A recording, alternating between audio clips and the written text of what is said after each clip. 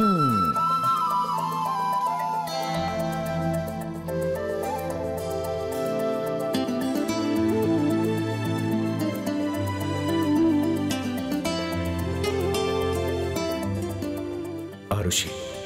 अब तो तू हर जगह दिखे लागल बाड़ू। तारा घर से आयल खाना भी टेस्टी लागत बा। बस इंतजार बा त तहरा से आपन प्यार के इजहार कइल, ओकरा बाद अपन माँ के तहरा बारे में बता के शादी के बाद आगे बढ़ाई। अब और इंतजार ना होखेला।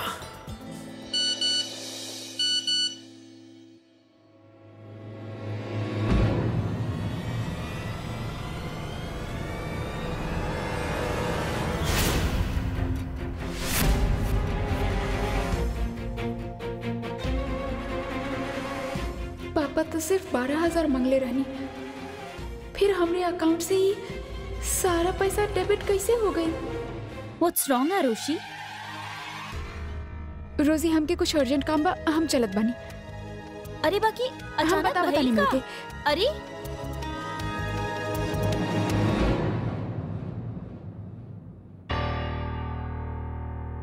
तू दू मैसेज भेजनी, कोनो रिप्लाई ना।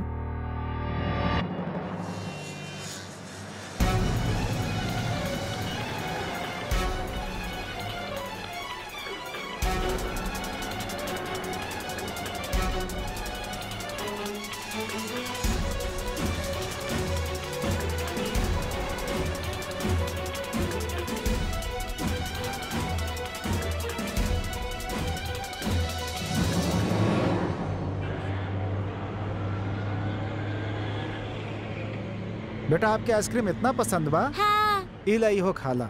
वैसे भी हमरा मजा ना आ रहल बा।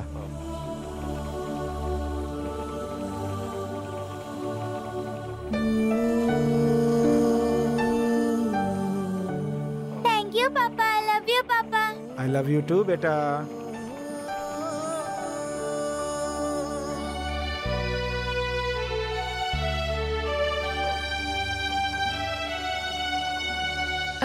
माई नवंबर मंथ की रिपोर्ट बा। सेल्स डिपार्टमेंट में काफी प्रोग्रेस बा। I think we are doing fine. Of course, लेकिन फिर भी मंथली ग्रोथ के चार्ट दिखा दा हमरा के एक बार। अरे आप तो देख लेनी ना, अब हमरा की भी तो देखे दी। मिली सबके मौका मिली। नीलिमा जल्दी से आ। यूएस वाली सुरेखा बिया ना, ओकर बेटी ऑनलाइन वीडियो चैट करे वाली बिया। हम भी देखी बिहान के लायक बिया की नहीं के फिर अंग लगी। हाँ, आप लोग शुरू करी। हम माँ के साथ इम्पोर्टेंट काम कर रहल बानी ना, अभी ना आ सकीले। आगे। अरे का करे, रुक जा। अरे आप तो मिल जाएगा ना। चला उठा, अंदर चला, कम ऑन। नीलिमा चला।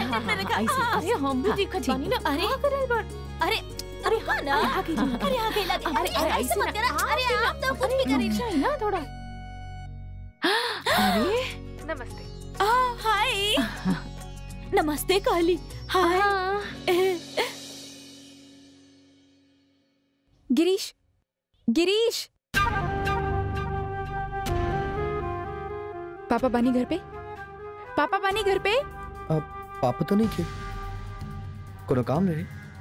का हो गई? काबिल दीदी,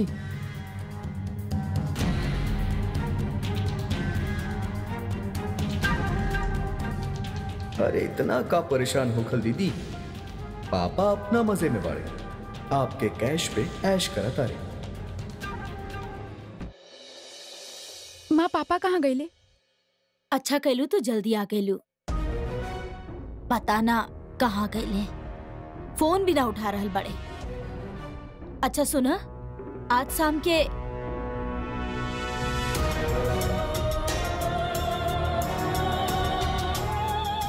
का भइल?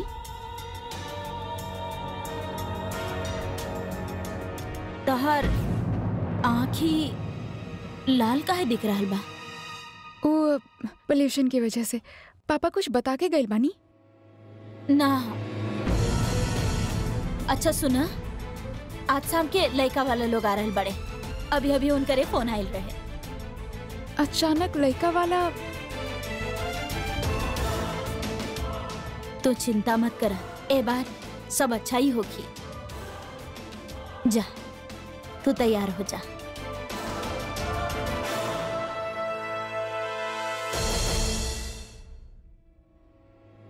का भइल?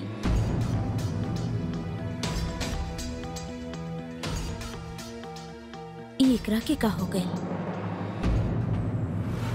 एक मैसेज के रिप्लाई भी ना कर सकेली, इतना भी का बिजी बाड़ी। अरे सर जी, आजकल के लड़की लोग ऐसे ही होखेली सर जी। तोरा ता बड़ा एक्सपीरियंस बा ना? नाना सर जी, हम ठहरनी बजरंग बली के भक्त, दूसर के अनुभव से ज्ञान ले लेला। पता नहीं लड़की इनके रिप्लाई काहे ना करता रही। सारथी गाड़ी रोक। अरे का हो गल सर जी? अरे तू गाड़ी रोकना यार। अरे सर जी, फिर मसाला वाली चाय। आजकल तू बहुत सवाल करे लगले बारे, साइड में ले गाड़ी। ली सर जी।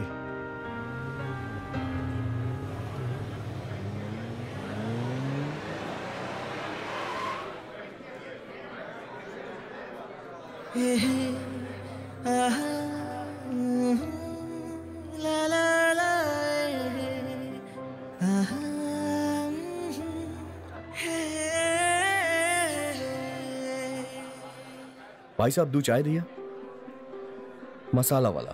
हाँ हाँ बैठिए।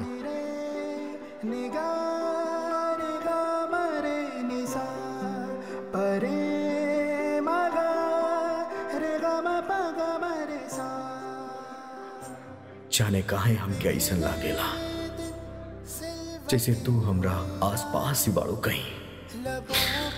दिल चाहत बा कि ऐजे रुक जाई और तोहार इंतजार करी।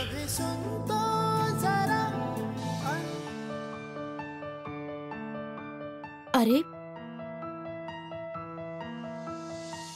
ई का पहन ले लू तू? ला ई वाला सूट पहना, एमे तू बहुत अच्छा लगबू।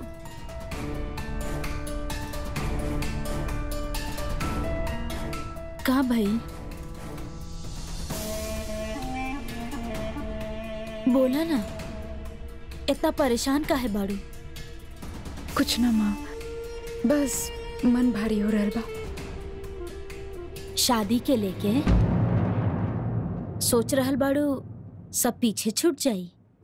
हाँ, पराया हो जाए वाला फिकर। सच कहीं आरुषि, तो शादी के बाद लड़की पराई हो जाली, इस सोच हम ना मानेनी। ना माँ बाप खातिर बेटी पराया हो खेली और ना माँ बाप बेटी खातिर। शादी तो बहुत दूर के बाद बा माँ। दूर के कैसे? जौन दिन तारा के अपन जोड़ा मिल जाई ना, बस अगला कदम बा शादी। और तारा के पता भी ना चली कब के सारा जिंदगी के खातिर तारा अपना बना के ले जाई। आज तू ऐजा ओकर इंतजार कर रहल बाड़ू, उहो कहीं ना कहीं तोहार इंतजार करत होई।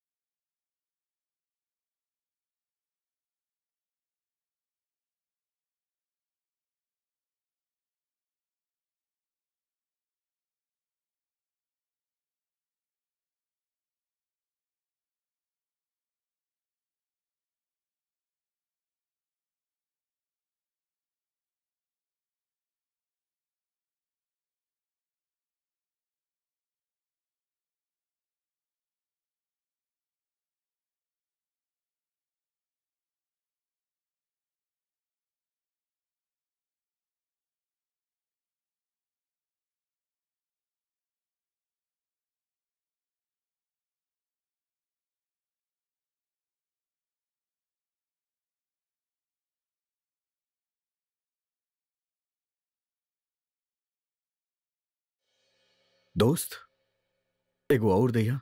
एक और चाय? हमारा हाथ में वो जादू तो नहीं खे कि आप 9 गिलास चाय पी जाई। आप पक्का केहू के इंतजार में ही चाय सुड़क रहल बानी? हाँ जी। ना ना बा, ऐसन कोनो बात नहीं। अरे साहब जी, आप भले ना मानी पर हम जाना तानी, ई जोन सारा लक्षण बा ना, ई इश्क के बा। कमबख्त जेके भी हो जाए ना, ओके घंटों ऐसे ही कहीं कभी भी इंतजार करवा देला। एक बार हमरा भी भइल रहे, सेम टू सेम। बाय गॉड हम बहुत इंतजार कैनी होकर, पर कोनो फायदा नहीं खे। फाइनली क्लाइमैक्स से पहले हमार वाली परसों केहू और के हो गए।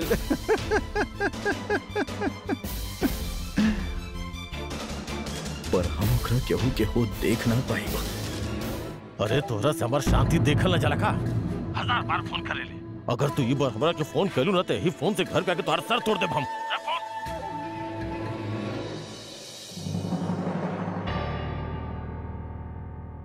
अच्छा, आप कोनो काम में लगल बानी? टाइम लग जाई, कोनो बात ना, हम एजा सब संभाल ले।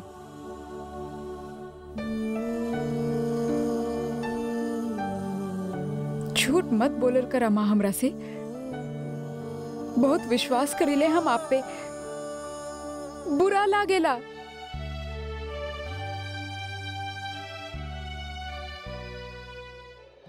नहीं क्या रहल बहू? अरे तो बहुत अच्छा भइल, सांप भी मर गए और लाठी भी ना टूटल। अब देखिए ये रिश्ता जरूर पक्का हो जाए।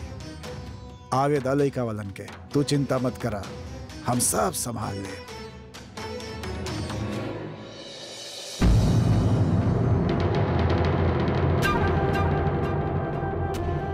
पापा के ना होके पे रिश्ता टूटी कैसे? कहूँ लइका वाला दीदी के पसंद करने ले तो हमनी के तो पैसा आवे बंद हो जाए। कुछ करे के पड़ी यार। ई चलत फिरत एटीएम के ब्याह हमनी कबो ना होके दे सकेली। विदेश में पलल बढ़ल बाड़ू, लेकिन बेटा तहर संस्कार में कोनो कमी नहीं खे। बिल्कुल वैसने जैसन बहू हमनी के चाहिए, बिल्कुल ऐसने। चला अच्छा बा। आप सबके तो तनी तनी पसंद आ रहल बाड़ी। अब बचली माँ और मौसी। अरे मौसी के पसंद आई, आखिर बिजनेस स्कूल में पढ़ल बाड़ी। Let's hope so. अच्छा वैसे जिंदगी में आगे और का करे के इरादा बा? हम कोरियोग्राफर बने चाहत बानी। हमके डांस करे के बहुत शौक बा। अच्छा ऊ सुरेखा जी के बुला दी जरा। Yeah, sure. Mom, she wants to talk to you. Surekha ji, जी। हमने के जौन बात करे के रहे हो हमने कर ले ली। अब हमने सोच के आपके अपन फैसला बता दे। नमस्ते। अरे अरे पर अरे ऐसे... दी, अरे ये का तरीका भाई? जॉन कहनी सही कहनी। लड़की के डांस के शौक बा और विहान के शादी एगो डांसर से ना हो सकेला। दी, जरूरी नहीं कि जॉन आपके साथ भाई वो सबके साथ होई। हम माने नहीं कि आर्ग्यूमेंट ना करे के बा हम रखे। फैंटास्टिक, आर्ग्यूमेंट ना करे के बा, लेकिन आपन पसंद ना सब पे थोपे के बा एक रखे। ई कोनो बात भइल? मिनी, वैसे भी इनके बोले से थोड़ी ना फाइनल होके के बा। हाँ तो हमनी के बोला से कुछ फाइनल होके लगा। वाह, ये अच्छा बा। आप सब लोग ना अपन एक एक बात पे अड़ल रहे। अरे ऐसा थोड़ी ना हुई विहान की शादी, समझे लेना आप लोग। इका लगा रख ले बा।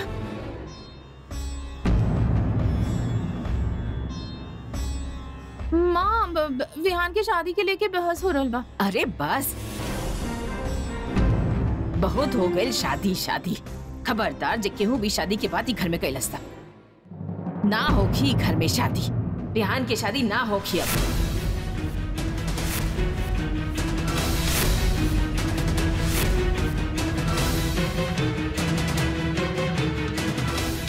और आज के बाद एकरा बारे में केहू कुछ ना कही, समझ लू सब।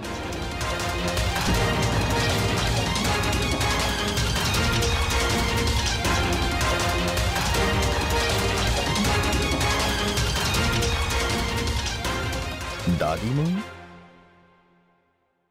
आप ऐसे काहे कहा तारी?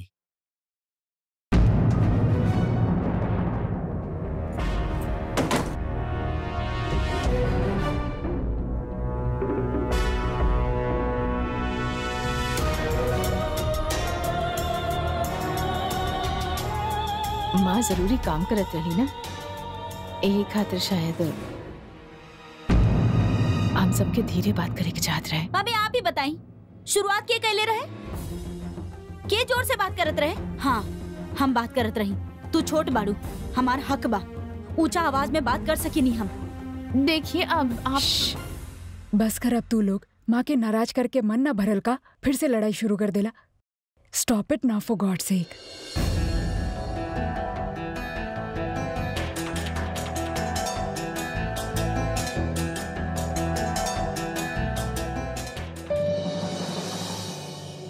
घबरा मत, गुस्सा में कह गई बानी हूँ। वैसे भी यहाँ तोहरा के केहू कुवारा ना रहे दी। हम ये बात से परेशान नहीं की।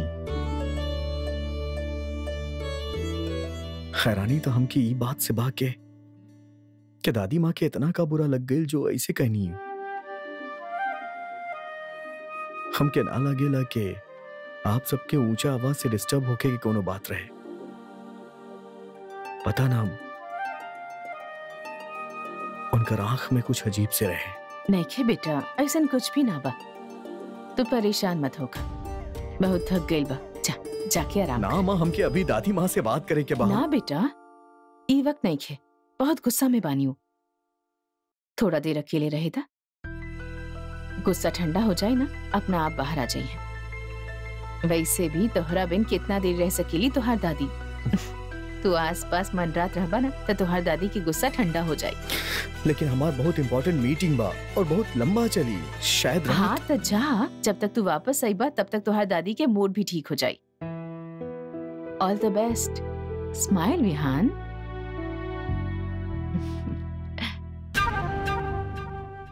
फोन उठा ला बापू, फोन उठा ला।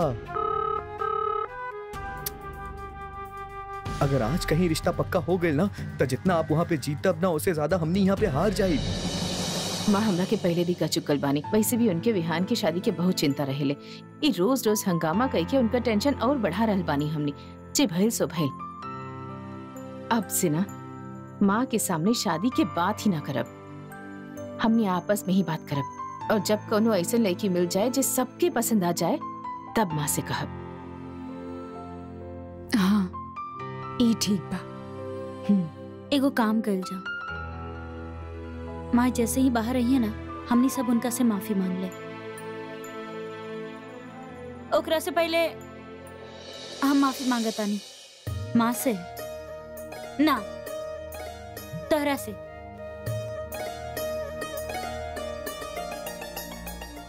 सॉरी। तो मान लो ना कि तरह से गलती भेल रहे, पक्का? तो नीचे बैठे, घुटना के बल नीचे बैठा।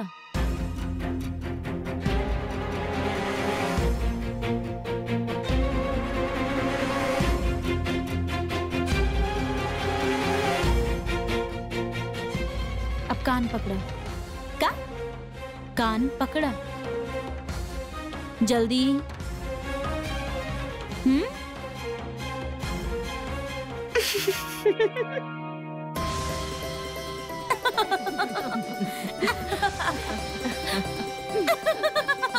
सॉरी ना बोलब, सॉरी का बिगाड़ लेबू? बिगड़ल वाली का और का बिगाड़ब हम? बिगड़ल वाली बहुत हो गई। हमरा के बिगड़ल बोल रहल बड़ी।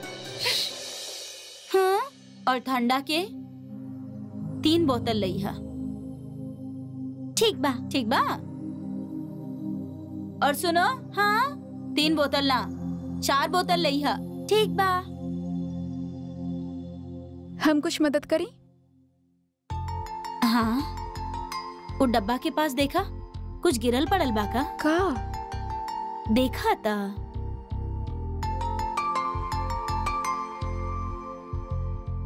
कुछ भी ना बा यहाँ। अच्छा, तो फिर वो ऊपर वाला डब्बा के पीछे देखा? का ढूंढे के बा माँ?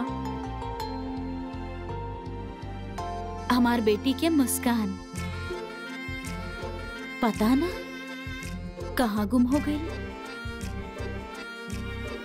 बड़ा प्यारा सर है, मिलिए ना रहा। हमरा इतना पता कि तू काहे खातिर परेशान बाड़ू। बस खुश रहे के कोशिश करा। लड़का वाला के सामने उतरल ना लगे तहार चेहरा।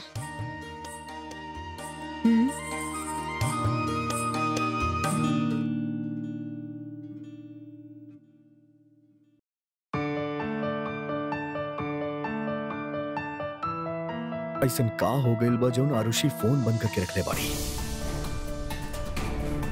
पता न कहा करत आ रही हो। आई होप सब कुछ ठीक था बाना।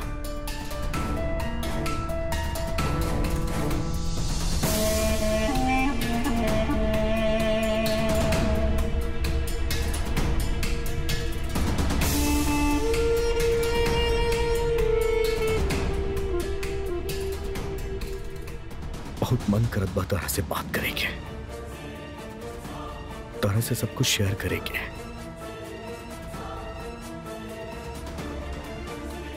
ऐसन तरह से कहा जुड़ गए बा आरुषि जौन तोहरा में हम अपन हर परेशानी के, हर दर्द के इलाज ढूंढे लागल बानी। अगर हमके जल्दी ना हो तो हम बड़े आराम से जीती, मगर का करी, हमनी सबके आज रात के ही गाड़ी से जाए के बा। ना ना, आप लोग बिल्कुल सही समय पर आयल बानी। आप कहाँ है गिरीश?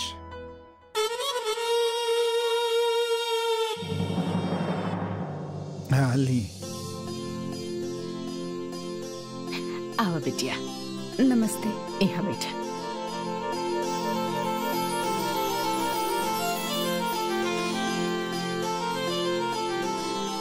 हाँ, आप लोग ली ना।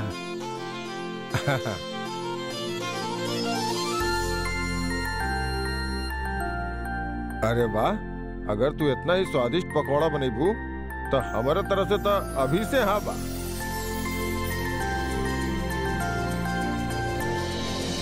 ई पकौड़ा दीदी ना बनेले बाड़ी, ई तो बस लेके आयल बाड़ी। और ना तका खाना बनावे में बिल्कुल जीरो बाड़ी हमनी के दीदी।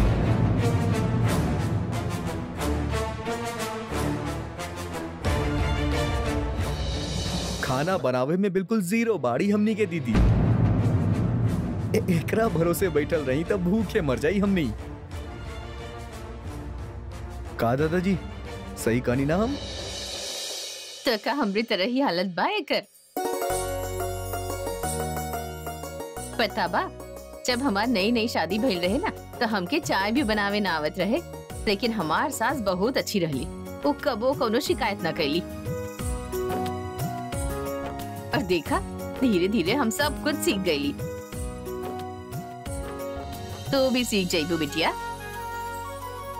हाँ, हमार भी टीचर कहेली कि बार बार कोशिश और मेहनत करे से हमने दुनिया के हर चीज सीख सकेले।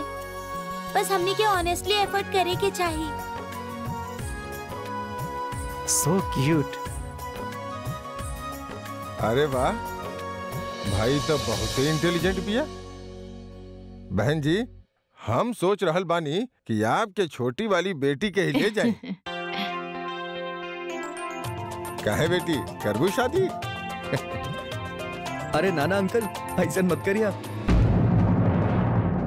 दुनिया वाले का कही है कि सौतेला बहन पट्टा काट देली।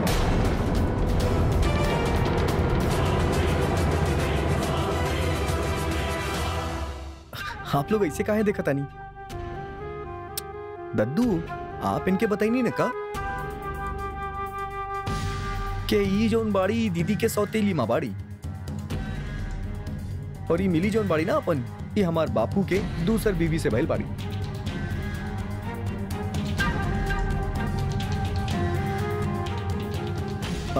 माफ करी, हमके लागल के शादी के बाद होत बा त सारा बात साफ साफ होके के चाहिए। बस यह खातिर हम त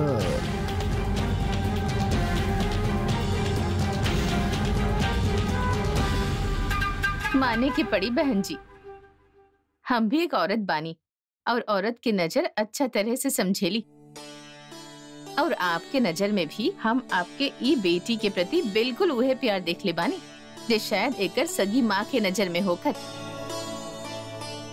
बिल्कुल अंदाजा ही ना रहल हमके कि आप एकरा के जन्म न दिली। देखी, हमार तो मानल बा कि रिश्ता दिल से बनेला, खून से ना। हमार सोच आज के जमाना के बा सामने वाले के नियत सही होके के चाहिए, बस और क्या चाहिए है जी।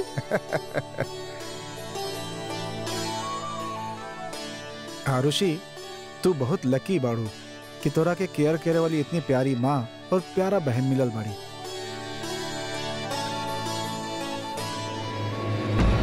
आरुषि के पापा कब तक आ जाई हैं? भाई उनकरा से भी मिल ली एक बार तब। अंकल जरूरी काम से गुड़गांव गइल बाड़न, काल तक लौटी हन।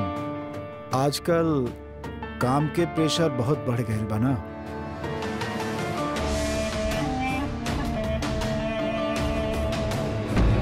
हार गई तू जीत गई नहीं आप। अरे प्रहलाद से क्यों अच्छा खेल के दिखावे पत्ता। हाँ देखा भाई देखा, जीत गई नहीं आप। अरे वाह भाई वाह, लक्ष्मी मेहरबान बानी आज तो प्रहलाद पे। दिखा दे पूरा दुनिया के कि हमरा से क्यों। कितना बात हो रहा पास? 45,000। 55,000। दांव के गेम खेलबा तू? अगर तू जीतला तो ये सब तो हार, अगर हारला तो ये सब हमार।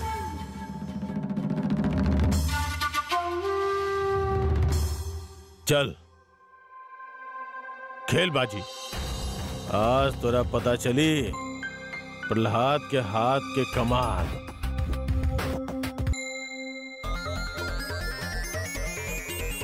चल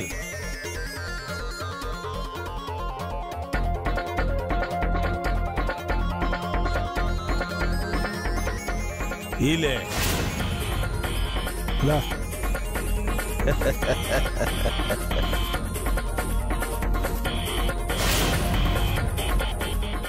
ये ला।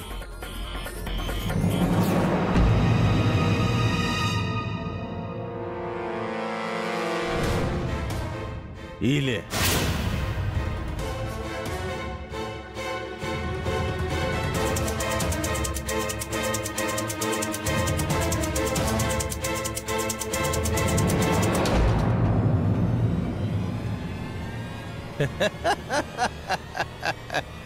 ये बाजी भी जीत गए नहीं हम। अब गट्टू लेके आई आरुषि के कहानी में एगो छोटा सा ट्विस्ट। हो जी आगे आगे देखा हो खेला का। जी हमरा तरफ से हाँ बा।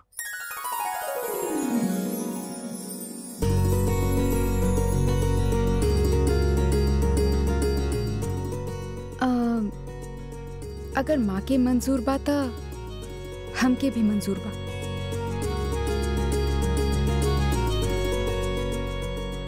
चला भाई, दोनों तरफ से हाँ हो गई। अब तो रिश्ता पक्का। देखिए हम तो हमेशा से यह चाहत रहे कि लड़की पढ़ा लिखल होके, संस्कारी होके, परिवार अच्छा होके, और हमनी के क्या चाहिए ऊपर वाला आप लोगों से मिलवा के हमारी मुराद तो पूरी कर दे ले। देखिए तू जोड़ा में लेके जाए बाप के बेटी के।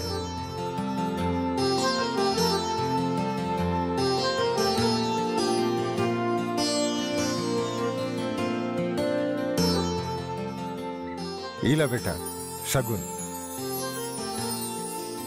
ना अरे रखला बेटा, शगुन बा, शुभ हो खेला, बोला ना। अरे ले ला बेटी, ये शगुन बा।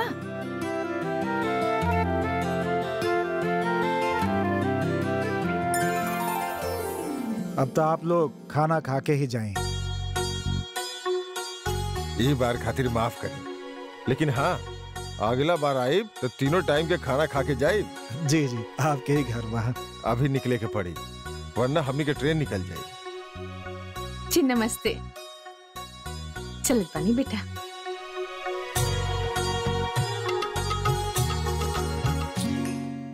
लइका वाले फिर से? हाँ कहले तो रही आरुषि, शायद यही से फोन बंद हुई। बिजी हुई ना? Are you okay? हाँ। Let's hope for the best, sir. Okay. Thanks, Suzanne.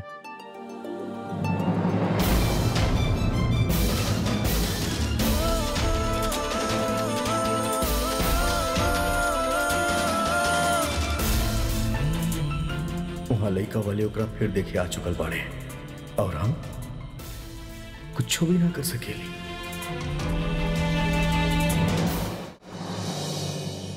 खुश रहा बेटा। अंकल। अरे बेटा बस बस बस। ये पाँव कहाँ छू रहल बाड़ू ये कार?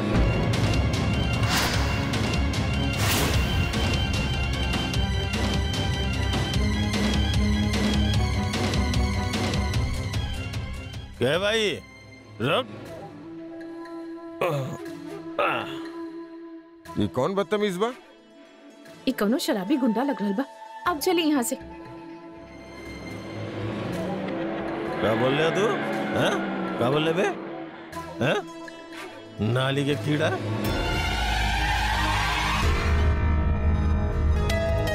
हम क्यों तू बदतमीज बोल रहे? फिर से बोल के दिखाओ। बदतमीज?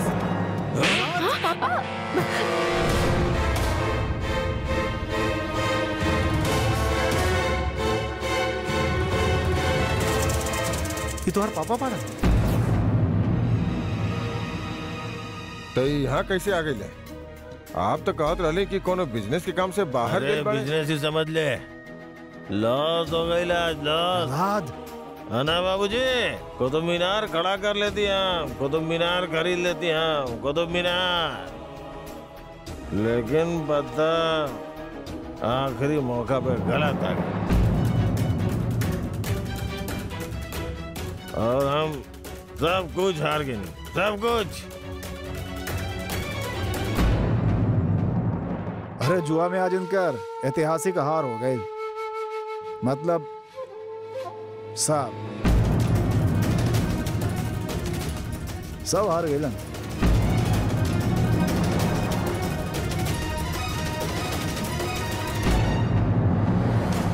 शादी के रिश्ता लड़का और लड़की में ना बल्कि दो परिवार के बीच होखेला। और हम क्या ऐसा परिवार में रिश्ता नहीं करे के जेकर बाप शराबी और जुआरी होखे।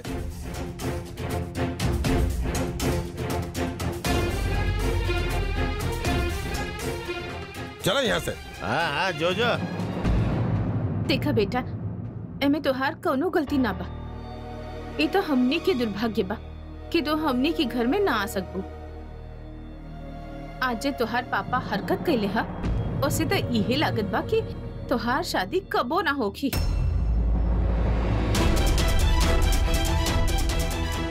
बहन जी, ये आप का कह रहल बानी?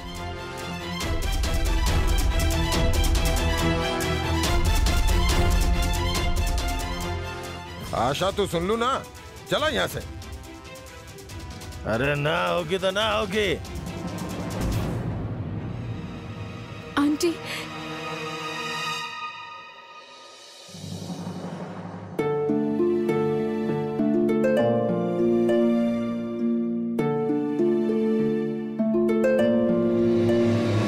तू एकरा के पैसा काहे दे रहल बाड़ू? अरे हम तो कह रहल बानी कि उल्टा इनकरा से पैसा ले ले। साले फोकट में नाश्ता पानी करके जा रहल बाड़े। प्रहलाद, जान न पहचान। चुप रहा के मारी है को। दादू ना। खिन आवेला ही सोच के कि तू हमार बेटा हवा। दादू ना। पापा पापा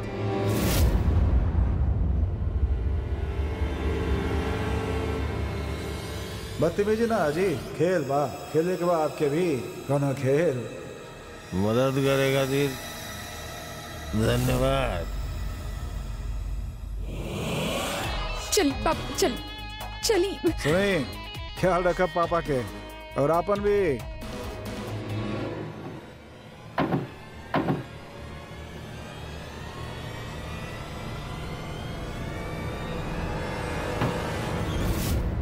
दादी माँ। माँ? माँ माँ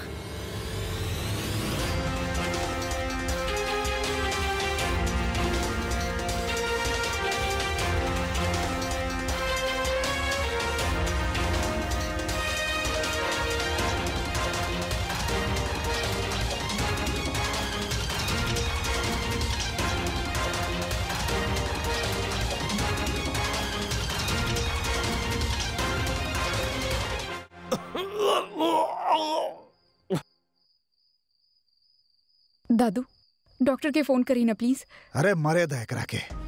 डॉक्टर के फोन करा, शमशान में फोन करा एकरा खातिर। दादू, ऐसा आप शकुन काहे बोल रहल बानी आप? तो और का बोली बहू? अरे इतना अच्छा रिश्ता हाथ से निकल गई। यही के बेटी बिया, कोनो पराई ना। हर बाप के अपन बेटी के शादी के फिक्र होखेला, लेकिन ही एके बस पैसा से मतलब बा। बेटी चाहे जिए मरे एकरा भला से। दादू प्लीज अभी सब मत बोलिए आप, उनकर हालत देख रहल बानी ना आप। पापा पापा इली एक घूट। एगो हमार बाबा जे बेचारा बार बार कोशिश करके भी हार जाएगा, और एगो हमार बाप के बाप ताव ता देखा इनकर। एगो हवा के झोंका में अस्पताल पहुंच जाए फिर भी आपन अकड़ ना छोड़िए।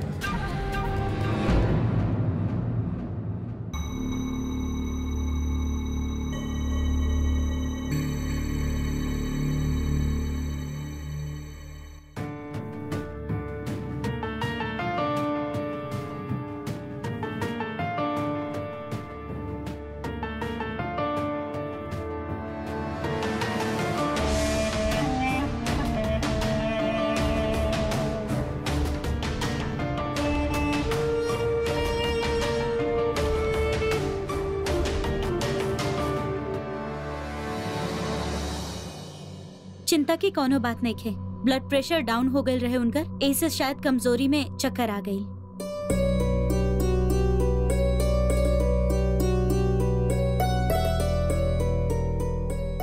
बट now she is better. Yes doctor. उनके घर कब ले जा सके नहीं? देखिए फिलहाल हमने उनका के अंडर ऑब्जर्वेशन रखब, एक दो टेस्ट करब, देन विल सी। वैसे ए उम्र में खाना पीना छोड़ के इतना गुस्सा कईल अच्छा बात नहीं खे। विहान आप ही के नाम बाका? हाँ जी। बहुत प्यार करेली वो आपसे। सलाइन चढ़ाते वक्त आप ही के नाम लेत रहनी। जाई थोड़ा देर बाद मिलनी उनका से और अपन हाथ से कुछ खिला दे। हाँ जी। Excuse me. जी।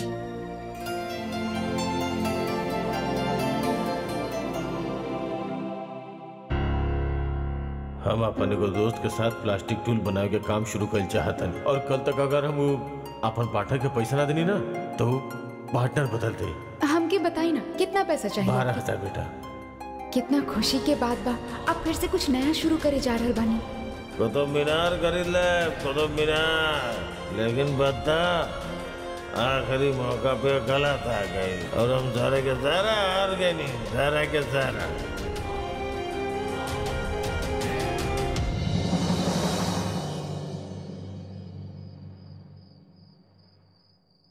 बेटा हमके माफ करता बेटा। आज जौन कुछ भी भइल ओकर जिम्मेदार हम बानी। दादू ये का करल बानी आप? और पापा ये सब कुछ जानबूझ के ना कइले ना? आपके पता बा उ नशा में रहले, गलती हो गई उनसे। कोनो कांच के गिलास ना टूटल बा बेटा कि झाड़ू लगा देला और भुला गया। दिल तोड़ ले बहुत दिल, एगो मासूम सच्चा दिल। आज रिश्ता टूटल बा तोहार, तो के अंदाजा भी ना होके कि कैसे शर्म से हमार गर्दन झुक गए रहे जब लड़का के माँ कहले रहे कि ऐसा बाप के बेटी से शादी कबो ना हो सका। दादू आप ही हमेशा कहे लेना कि जौने दिन जे केहू के साथ हमार जोड़ी बनी, हर मुश्किल के बावजूद वो हमके मिल ही जाए। शायद ई घर में हमारा रिश्ता लिखल ही ना रहे। और आप भी ई कौन से बात लेके बैठ गए ले। और दादू प्लीज पापा के माफ कर दी। हमनी के उनके एगो और मौका देवे के चाहिए ना। आप यकीन ना मानिए वो बहुत शर्मिंदा बाड़े। चलिए अब आप सो जाएं, बहुत देर हो गई बा। Good night. कौना मिट्टी के बनल बाड़ू तू। भगवान हर घर में ऐसे ही बेटी दे।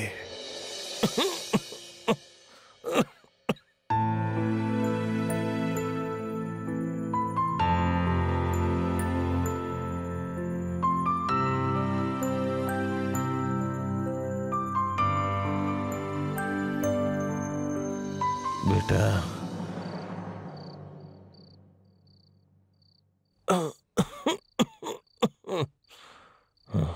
तो बेटा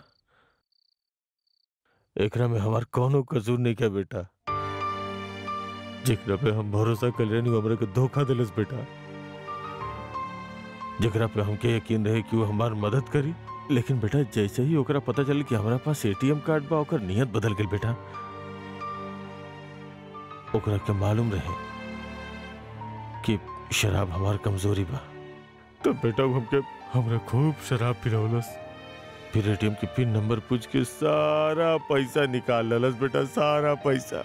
हम दर दर के ठोकर खात रहनी, ढूंढत रहनी ओकरा के, एने ओने कहाँ कहाँ पता ना, कहीं ना मिलल, कहीं ना मिलल।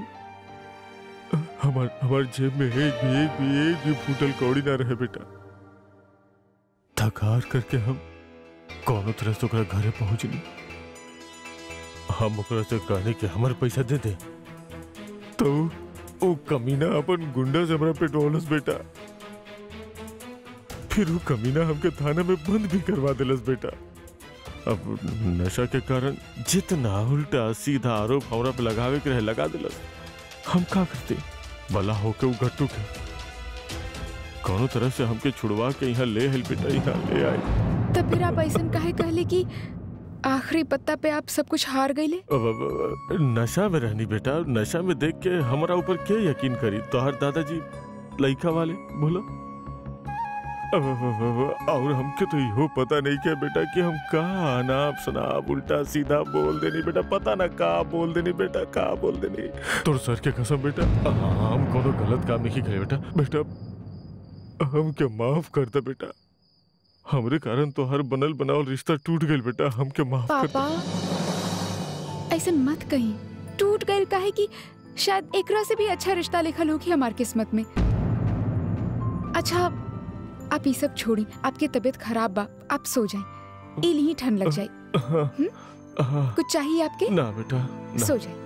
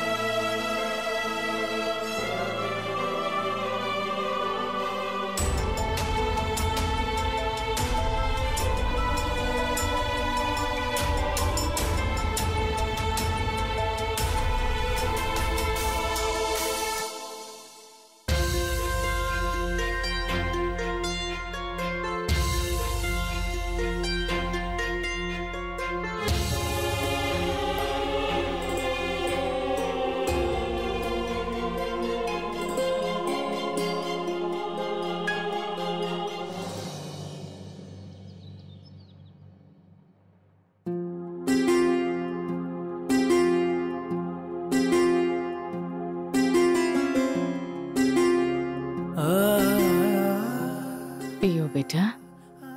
हाँ दादी माँ, आप ठीक बानी? तो ये तरह रात भर एजे सोवत रहल, तबीयत खराब हो जाई ना बेटा। ऐसे चेयर में बैठे बैठे कमर भी अकड़ गई होगी तो है, घर ना जा सकत रहे। चुप दादी माँ, एकदम चुप। हमार बात सुनी, का बचपना बा, खाना पीना छोड़ के रूठ के बैठ जाइल, केहू से बात ना कहिल, अपना आप के कमरा में बंद कर लिया। कोनो बात भइल, हमरा यहाँ रात भर सूते से आपके इतना तकलीफ होत बा, तक आप ही सोचनी वो वक्त आपके ऐसे जमीन पर गिरल देख हमार का हालत भइल हुई, सारा घर वालन पे का गुजरल हुई। जान रहल बानी, जे कहनी चाहे जे भी होकर वजह होके, ठीक ना कहनी। हम ही ऐसा करब तो हमार बच्ची सबका सीखे हमसे। देखा हम प्रॉमिस कर रहल बानी, एक बाद फिर कबो ना होगी, ना करब। अब देखा हंसता, वरना दवाई भी असर ना करी। देख, अब तो कि हमार बात मानने की होगी। फटाफट घर चला जा तू। ना, हम कहूँ ना जाएगा। आपके साथ लिए बगैर हम कहूँ ना जाएगा। बेटा घर जाके थोड़ा फ्रेश हो ले, कुछ खा ले, फिर वापस आ जाइए, है ना? ना ना ना, हम ना जाएगा। देख, अगर हमके ठीक ना लागत तो हम तो के अपना आप से दूर कहती जाए खातिर, और तू जा, वरना फिर से परेशान ना हो ना जाए। ना ना ना ना, ओके। आप गुस्सा मत करी ना, आपके पता बना आपके बीपी बढ़ जाला। जा बेटा, लव यू दादी माँ। लव यू टू बेटा। अरे अरे अरे कमाल कर रही नहीं आप, ऐसे कैसे जाए ना देव? छो के छो साथ में जाए, सबके माँ बड़ी हूँ। I can understand ma'am, but hospitals के भी कुछ रूल्स बाड़े। एक टाइम पे एक ही विजिटर अंदर जा सकेला। Nurse please. Sister sister sister sister का देध्यान रख ले बानी आप दादी माँ के, एक रात में ठीक भी कर देनी। हाँ, एक रात खातिर तो आपके अवार्ड मिले के चाहिए। हाँ बना तो सेवा तो आप कैले बानी, हमनी सब तो सिर्फ घास छिलले बानी। सुनी सुनी सुनी सुनी, अरे हमारी बात तो सुनी। अब रात भर आप भी जगल होगा, रात भर आप भी जगल बानी ना, जैसे आपके क्या आपन होके ओए होए होए होए होए मर जावा गुड़ खा के। You are very smart and your family भी। Have a good day, sir. हमार माँ लोग बाड़ी, प्लीज। I understand.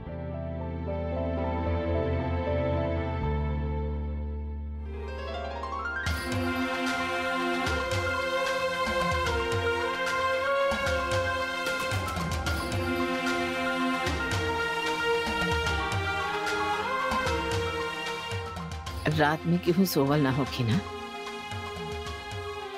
और खाना भी केहू ना खैले होखी, लेकिन तू लोग टेंशन मत ला, हम इतना जल्दी तू लोग के छोड़ के ना जाएगा। सॉरी सॉरी माँ, सॉरी माँ, सॉरी माँ।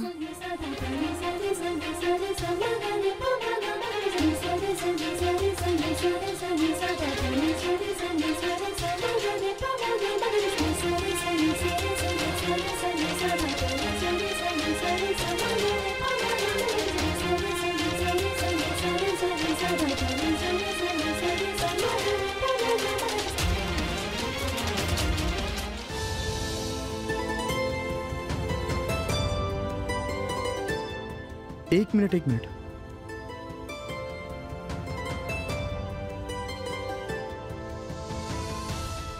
Cheers. I'm still surprised. तू यहाँ पे कैसे? और कल रात तहार इतना सारा मिस कॉल आयल रहे। तहार शादी ठीक फिक्स हो बा? गई? ना, सब ठीक ना बा? ना, तो एक्चुअली कल रात अचानक माँ की तबीयत खराब हो गई, उनके हॉस्पिटल में एडमिट करे के पड़ल। I hope nothing is serious. ना, लेकिन कल रात हम तनी घबरा गए रहनी, यू नो। कौन से हॉस्पिटल में बनी हूँ? City hospital.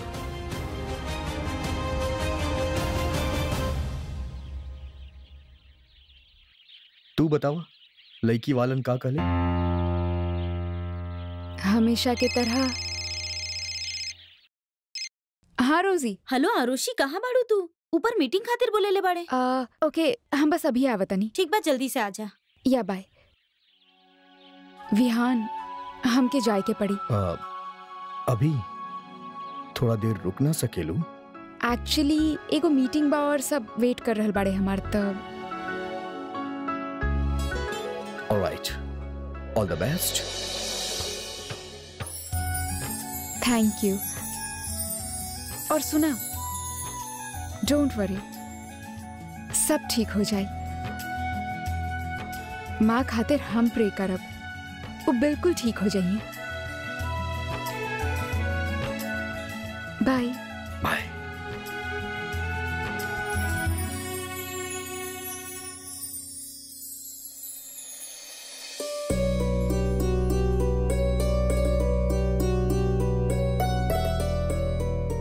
हर बार तू हमार सारा टेंशन ले जाएलू, पर अपन प्रॉब्लम्स कबो हमसे शेयर ना करे।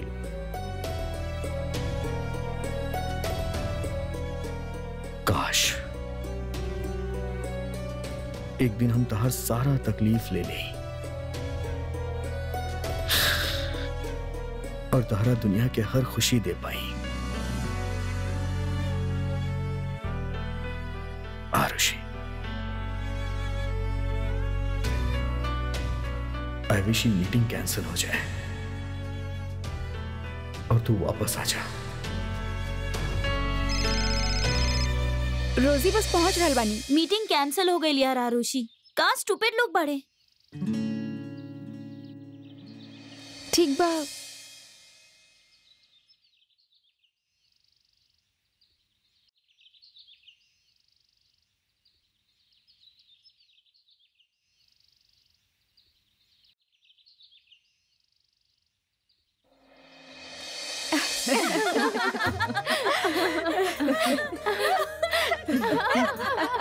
अरे एक्सक्यूज मी। हाँ बोली। हॉस्पिटल बाई पता बाजी देखी भूले की आदत बा कोनो बेवकूफ ना बनी। सामने सलाइन चढ़ल बा।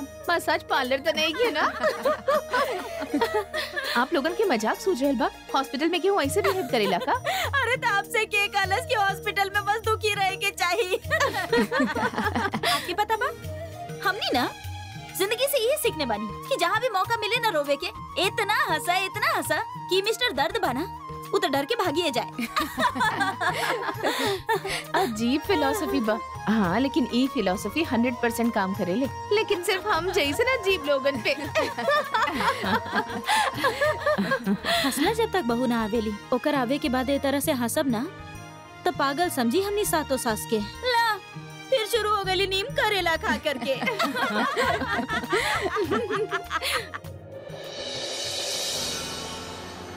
जीतत जीतत हार गए नहीं हम।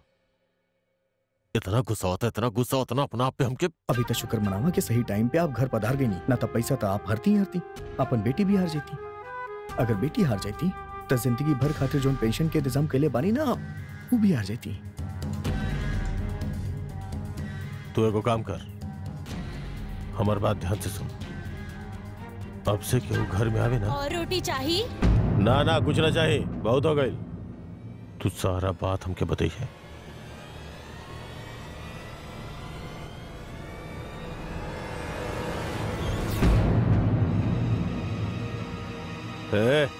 तू यहाँ क्या बैठ लू? तोर बाप के श्राद्ध करवा रहल बानी हम यहाँ जब भोग लगावे बैठ गेलू। खड़ा हो, चल।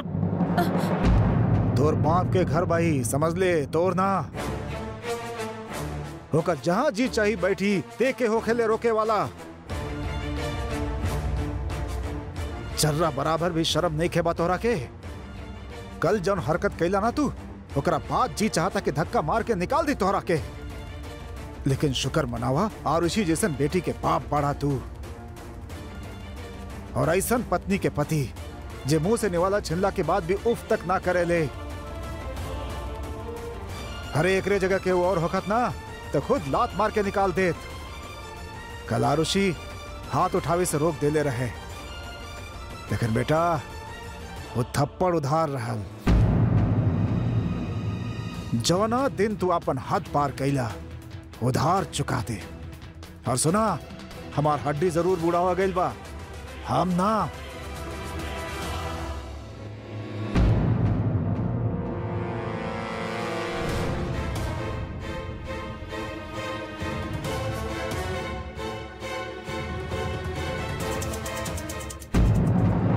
एक बार हम गड्डू से बड़ बाजी जीत जाए ना, फिर हम इनकर उल्टा सीधा कड़वा बात सुनने से पहले ही घर के छोड़ के चल जाए। रानी आपके हाथ से बच के चल जाए, ऐसा तो कबो हो ही नहीं के सकत। नकली रानी बहुत पकड़ देनी मैनेजर साहब, अब बखत असली रानी दबोचे के बा। ओ प्रहलाद ना आवेला आजकल। अरे गट्टू भैया, आप ओकरा के आवेला एक छोड़नी कहाँ। पिछला बार आए रहे तो सब कुछ हार के चल गई, और वैसे भी वो आवे या ना आवे आपके क्या फर्क पड़ेला। फर्क तो पड़ेला, कहे कि अब नजर सिर्फ ओकरा पैसा पर ना बड़ा खूबसूरत लड़की पैदा कैले बाऊ सरवा, करेजा चीर गए। अब तक कुछ ऐसा होखे कि खुदे कन्यादान कर दे उस सरवा। और अगर ऐसा ना भइल तो गट्टू भैया? जवन चीज ना मिले ना मैनेजर साहब, ओके छीन लेहल जाला। बदमाश हम भी कम नहीं खे बानी, उठा ले लेकिन केहू के होके ना दे, समझ गई ला?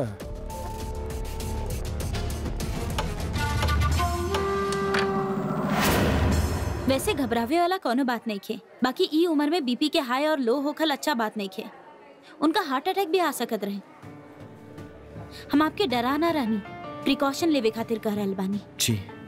मेक श्योर कि वो खुश रहे और टेंशन ना ले।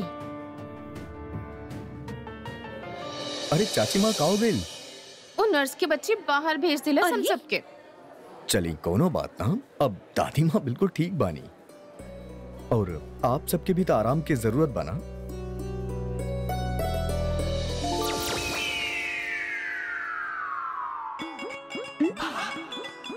एगो काम करी, आप सब घर जाइए, हम तब तक ऐसे रुक जाता नहीं। एक मिनट बेटा।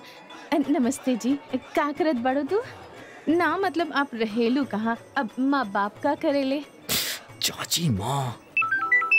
एक्सक्यूज मी, हमार बेटी के फोन बा। Oh how sweet, please hello please please. बेटा। शादीशुदा बिया। बेटी के फोन बा। का हरप्रीत, अभी अभी इतना बड़ा हंगामा भइल बा और तू फिर शुरू हो गइलू। अब का करी दीदी, भूल जावे नहीं।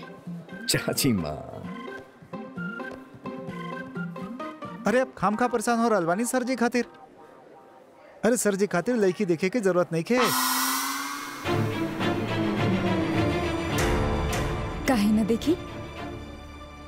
ई कोनो लड़की अपना खातिर देख ले बाका? ना ना ना ना ना ना ना, वो एक्चुअली अब हमनी के सारथी के ई कहल बा के अब के सबके दाता राम। अब ताई माँ वो कहल जाला ना, रहीमन भरोसे राम के, निर्भय हो के बोए, अनहोनी होनी नहीं, होनी हो सो होए। तब वैसे ही जौन काम आप सबके लाख कोशिश से ना हो पाए, वो काम भगवान राम के एक वरदान से हो जाए। बाना हमार सारथी प्यारे।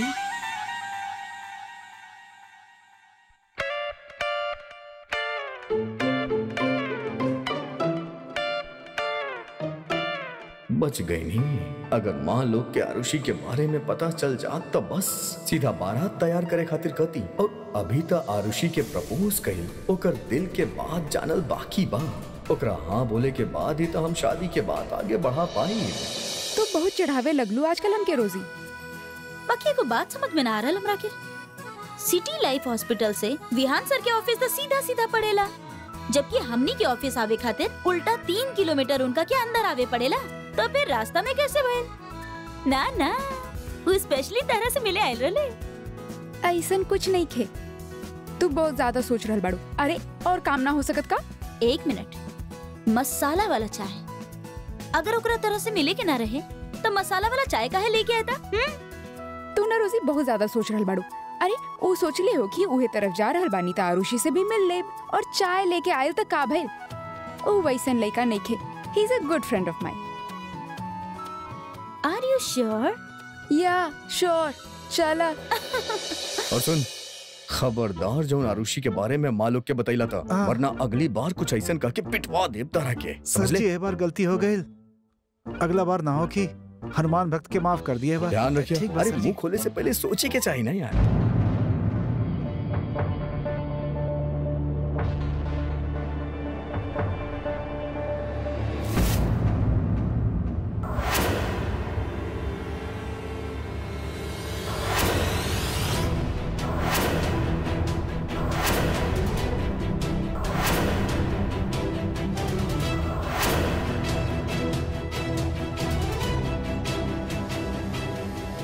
अरे दादाजी,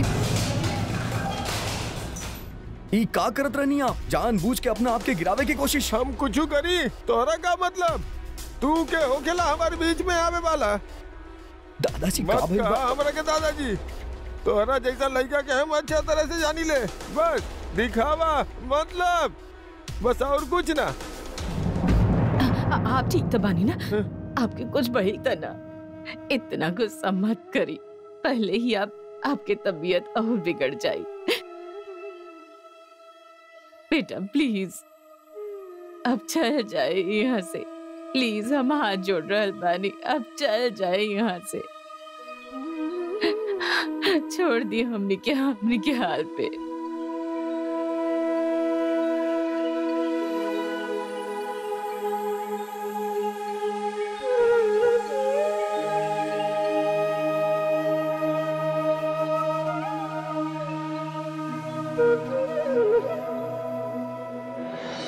रिक्शा क्यों बाव क्रम है? उरहल, अरे अगर ये बात बाना तो तहार भी फर्ज बनेला जाके मिला वा विहान के माँ से। अरे बाबा, इमे ज्यादा सोचे वाला का बात बा? दोस्त बा तोहार, परेशान बा बेचारा। अगर तू ओकर बीमार माँ से मिलबू ना तो ओकरा के अच्छा लागी। सही कह रहल बाड़ू तू। फोन करत हनी।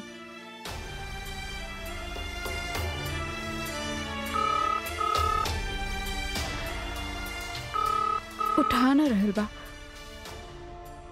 फिर से ट्राई करत हनी।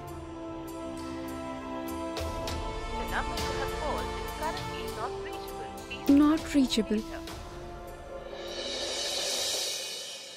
कहीं ओकर माँ की तबीयत ज्यादा खराब तो ना हो गई? May be. हाँ माँ।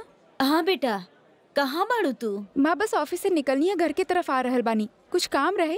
हाँ, अब आते समय ना 1 पैकेट नमक और 2 किलो आलू लेते आइए। हाँ जी। माँ। हाँ बोला। विहान सर के माँ के तबीयत खराब बा, हम सोचत रहनी उनसे मिलके आ जाई। अच्छा चल जाई। हाँ मिल लेबू तो उनका भी अच्छा लगी। हम रखा तानी बेटा। जी बाय।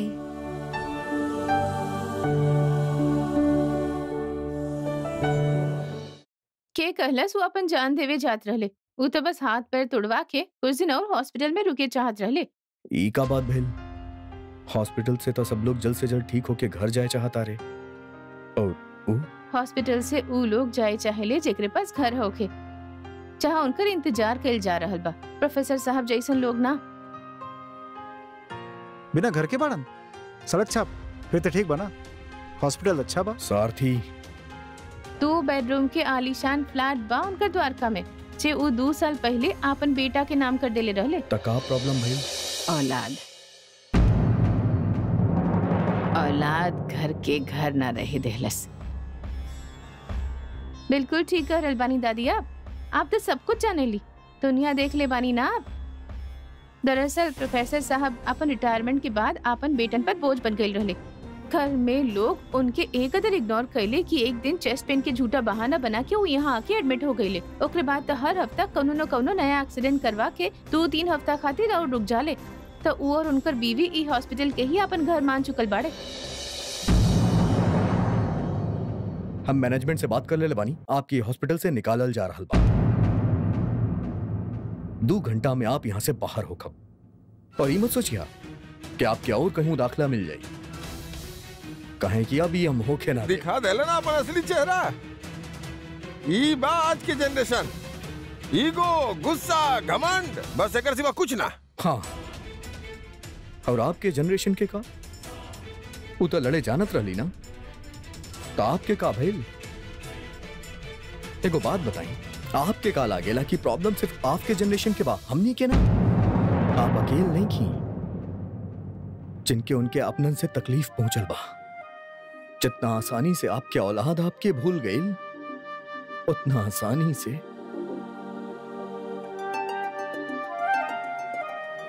हमार पापा हमरा के भुला देले।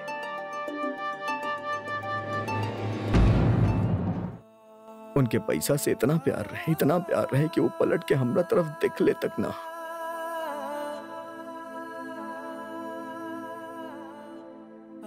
वो तो हमकी दुनिया में लावे तक न चाहत रहले।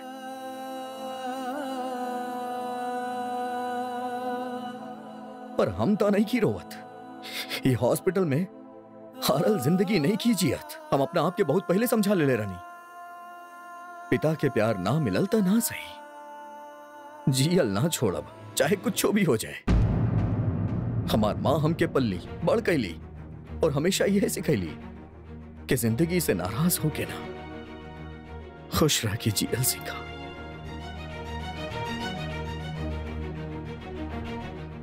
के कहेला कि आप अकेल बानी,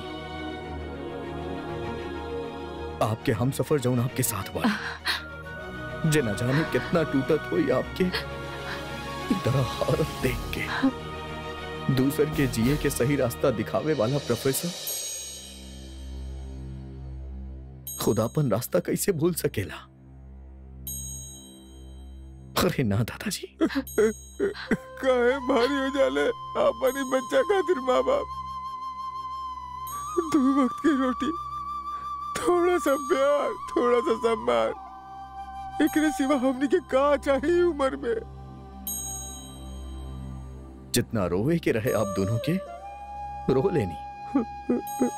अब जौन हम मिलल बानी, दोनों के जिंदगी में खुशी ही खुशी रही। अरे डॉक्टर साहब, हमार दादाजी के कब डिस्चार्ज करब आप यहाँ से? हमार बस चले तो आपके अभी के अभी रिहा करके छुट्टी पाली, पर अफसोस आपके डिस्चार्ज होके में थोड़ा समय लगी। तब तक आराम कर ली। Thank you doctor.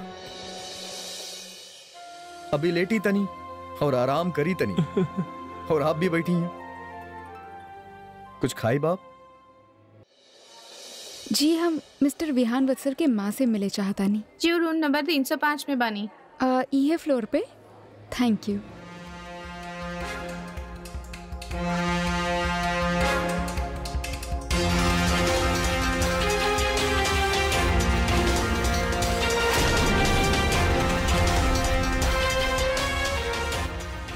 आरुषि यहाँ हॉस्पिटल में? ओह नो, अगर वो अंदर एक ना हमार 7 माह के एक साथ देख लेनी तो एक्सेप्ट करे से पहले रिजेक्ट कर दी हमार प्यार के।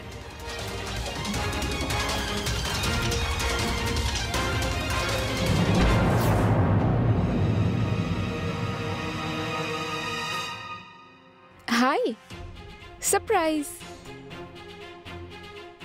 सरप्राइज? तू यहाँ का करत आरू? पहले ई बतावा तहार फोन नॉट रीचेबल काहे बा? अब आई थिंक नेटवर्क के वजह से। हम सोचनी हम भी आके तहार माँ से मिली। वो बीमार बानी ना? हाँ, पर तू उनकरा से अभी ना मिल सकेलू। काहे? काहे हम बताओ नहीं ना। आओ ना साइड में बात कर लीजिए। आओ ना। काहे के वो अभी सूतल बाड़ी। डॉक्टर उनके रेस्ट करे खातिर कहले बाड़े ना, यह खातिर। ओके ठीक बात, हम यही जे वेट कर लेता नहीं। हाँ ना वेट मत करा, खामखा तहार भी टाइम वेस्ट हुई। एक्चुअली वो आज केहू से ना मिल पाई है, काहे कि उनके कल डिस्चार्ज कराता रहे। They are discharging tomorrow. Really sorry Aarushi. और यू नो ना इट्स ओके, आई अंडरस्टैंड। बस वो जल्दी से ठीक हो जाए। ये हम उनके खातिर लाई लड़नी, उनका दे दे please. Sure.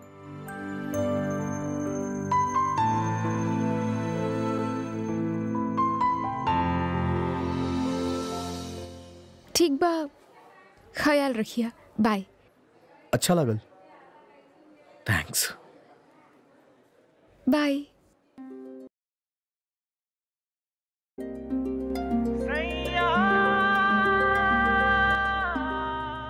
I am sorry Aarushi, जब तक हम तारा के प्रपोज नहीं के कर लेत और तहार हाँ ना सुन लेती, तब तक तहार होके वाली 7 सास से तारा ना मिला सकेली। हम तो बस इंतजार बा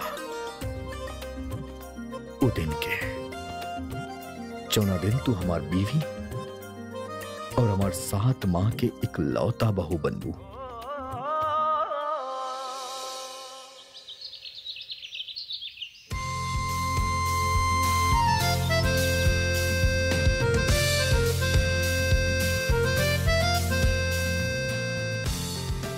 ट्यूसडे के केक और फ्राइडे के माँ के बनावल ढोकला भी बाकी बा।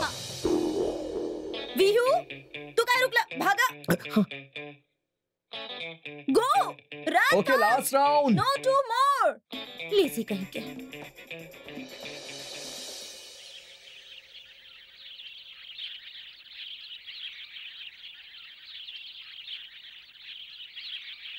ये देख ट्यूसडे वाली। अरे वेडनेसडे के आवेले, खाली शाम के आवेले। अरे तो बहुत सही बा यार।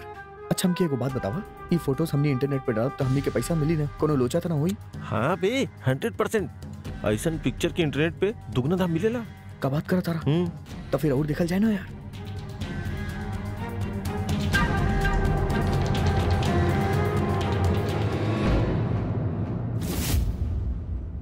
ये देख देख देख देख, ये वही है ना जो सड़क पे होशियारी दिखावत रही। अबे हाँ यार, देख कर बड़े फोटो खींचना।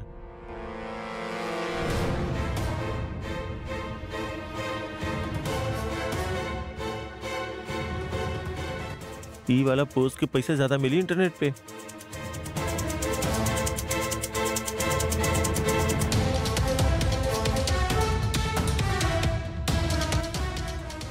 ऐसा आंटी लोग के ज्यादा पैसा मिलेला इंटरनेट पे। मजा है यार।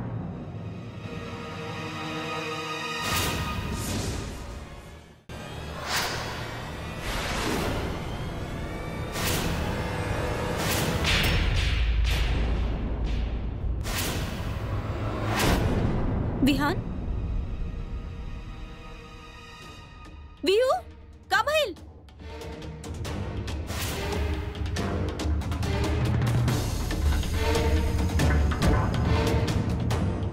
एकर घटिया हरकत खातिर एकरा सबक देत रहनी।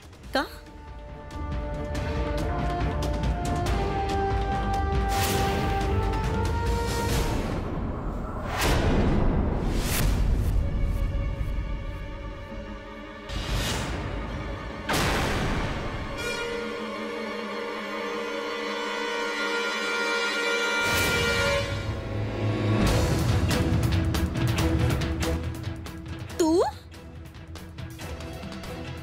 सुधर ले ना अब तक तू। आप जान ही लिए करा के बहुत अच्छा तरह से। ये बहुते बदतमीज और लड़की लोग के साथ बेहुदा हरकत करे वाला घटिया बहुत लड़का ज्यादा बा। बोला तर तू। ओए! बस खुशकिस्मती बात हार कि हमने पुलिस के नहीं किया बुलावा। अगली बार से ना छोड़ अब तो राके। लड़ मत भाई, निकल जाओ। सॉरी, हमनी से गलती हो गई रहे। हमनी सारा फोटो डिलीट कर दे और अपन पूरा लाइफ में केहू के फोटो ना खींचब। प्लीज हमनी के एक चांस दे दी। देखी देखी सारा फोटो डिलीट कर देनी। देखी पता ना तोहार माँ बाप के तोहारी घटिया हरकत के बारे में पता बाकी ना। सुधर जा बेटा। जिंदगी में कुछ करे के बना तब पहले औरतन के इज्जत करे के सीखा। लड़की लोग खातिर तोहारी गंदा सोच से ना सबसे पहले तोहार माँ शर्मिंदा हो। अरे आपन तो छोड़, वो करते इज्जत करा।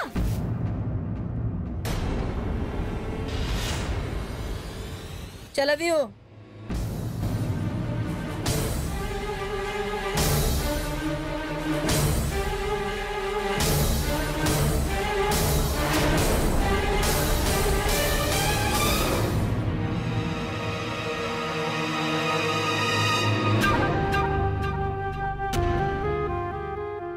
फोटो तो तोर हम खिंचले बानी। अब देखिए बेटा तू, ये थप्पड़ तारा बहुत बहुत बहुत भारी पड़े वाला बा।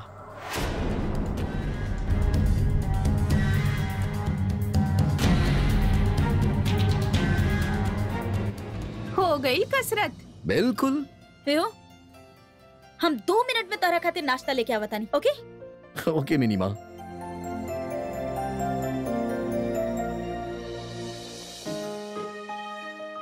कमाल बा, आज भी दिल वाली कुड़ी के आर्टिकल ना छपल। अरे विहू, हाँ आ गई ला तू। गुड मॉर्निंग मौसी माँ। गुड मॉर्निंग बच्चा, जल्दी से ऑफिस के पेपर साइन कर दे। श्योर। ई कोटेशन आजे भेजे के बा, सो मेक श्योर।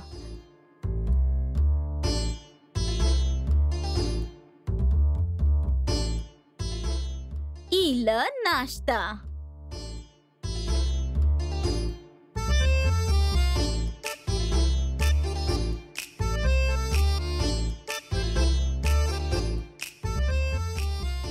बबीता तू फ्रेश हो जा, हम खिला दे बिहू के। हाँ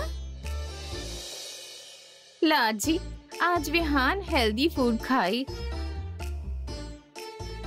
नो ऑयल, नो शुगर, बस प्योर एंड हेल्दी फूड।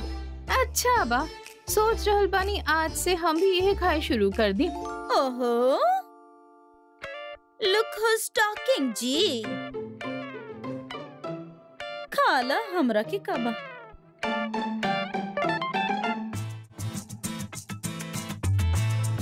ई के कर जूस बा?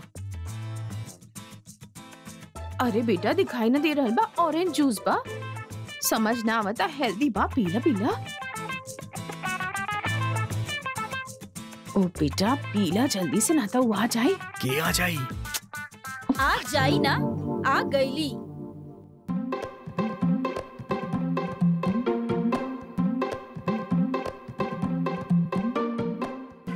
ई ऑरेंज जूस के डब्बा में लस्सी के डालस?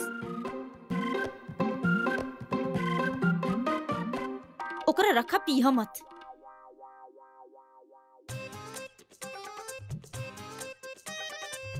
ओट्स के जगह खीर?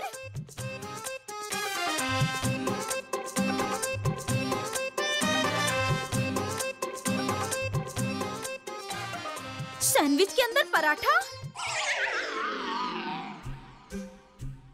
हम बाहर गए नी ना, आप लोग पूरा प्लेट बदल देनी।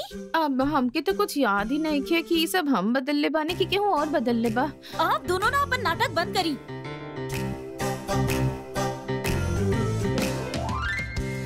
आज हमार दिन बना तो आप लोग ही पराठा और लस्सी कहाँ से घुसेड़ देनी बीच में?